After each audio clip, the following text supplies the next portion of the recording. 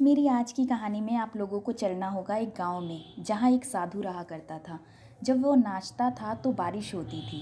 इसलिए गांव में लोगों को जब भी बारिश की ज़रूरत होती वो लोग साधु के पास जाते और उनसे कहते आप नाचें। और जब साधु बाबा नाचने लगते तो बारिश ज़रूर होती थी।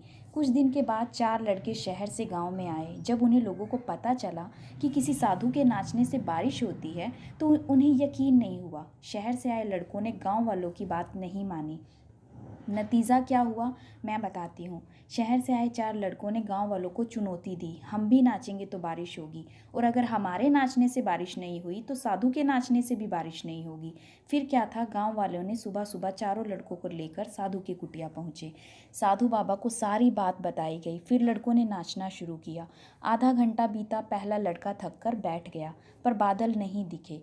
दूसरे, तीसरे और चौथे ने भी यही किया और 1 घंटा बीतते बीतते चारों लड़के थक कर बैठ गए पर बारिश नहीं हुई। फिर साधु बाबा की बारी आई। साधु बाबा ने नाचना शुरू किया।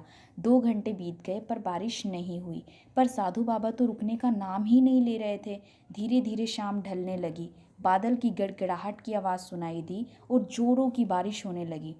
लड़के दंग रह गए। तुरंत साधु बाबा से क्षमा मांगी और पूछा, बाबा ऐसा क्या हुआ कि हमारे नाचने से बारिश नहीं हुई और आपके नाचने से हुई? तब साधु बाबा ने उत्तर दिया, जब मैं नाचता हूँ तो 2 बातों का ध्यान रखता हूँ।